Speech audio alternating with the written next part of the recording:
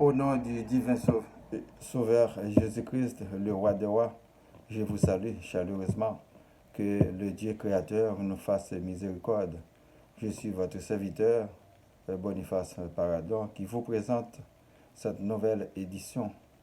Nous sommes à minuit moins une pour certains d'accepter la conversion et la repentance pour le salut de leur âme. Faites-le pendant notre respiration sur cette terre. Après, ce sera trop tard. Ne dites pas que vous aurez assez de temps, car demain ne nous appartient pas. Si demain ne sera pas à nous, nous devons choisir les priorités et les indispensables maintenant. La vie sur terre est remplie de bénédictions ainsi que des dangers qu'il ne faut pas ignorer. L'ennemi est en train de guetter des proies faciles dans son piège. Alors réveillez-vous et réveillez ceux qui dorment. L'âge est déjà installé au tronc de l'arbre. Je vous en remercie d'être des nôtres. Et je vous dis, bienvenue sur l'Europe, chers internautes. Le titre d'aujourd'hui, c'est Un éloge à l'âme sœur. Cantique des Cantiques, chapitre 7, du verset 1 à 4. Que tes pieds sont beaux dans ta chaussure, fille de prince, les contours de ta hanche sont comme des colliers, œuvre des mains d'un artiste. Ton sein est une coupe arrondie où le vin parfumé ne manque pas. Ton corps est un tas de froment entouré de lit. Tes deux seins sont comme deux fonds, comme les jumeaux d'une gazelle. Pour la prédication,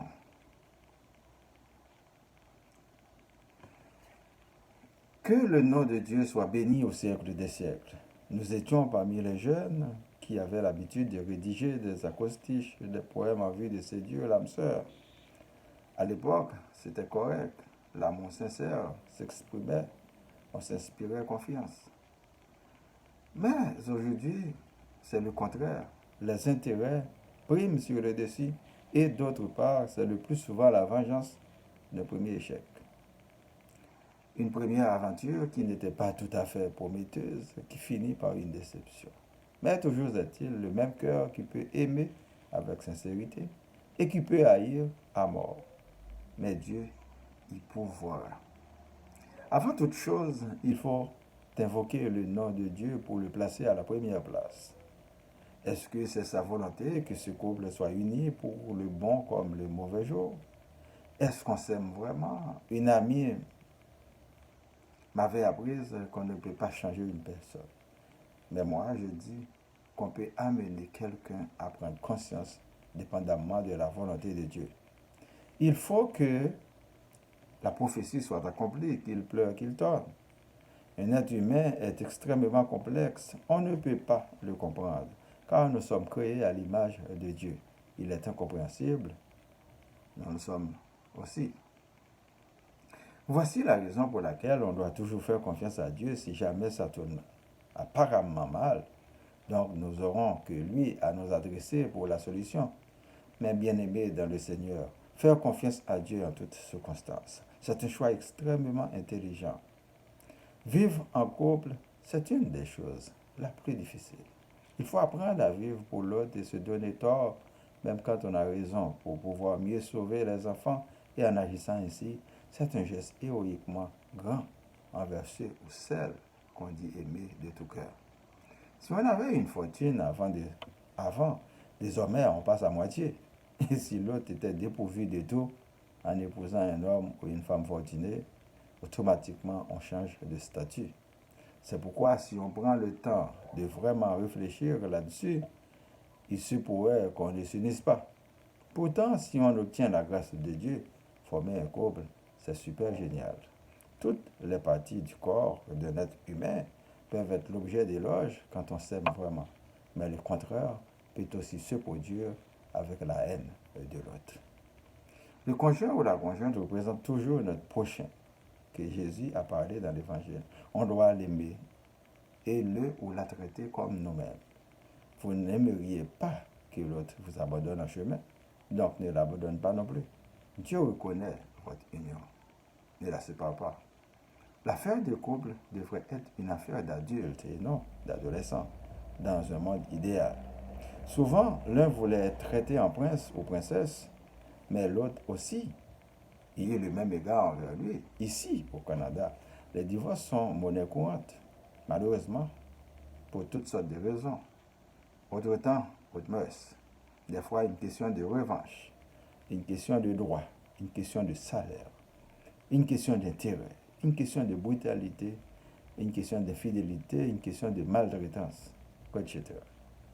Jésus le Maître nous a dit qu'on peut divorcer comme nous a prescrit Moïse à cause de la dureté de nos cœurs.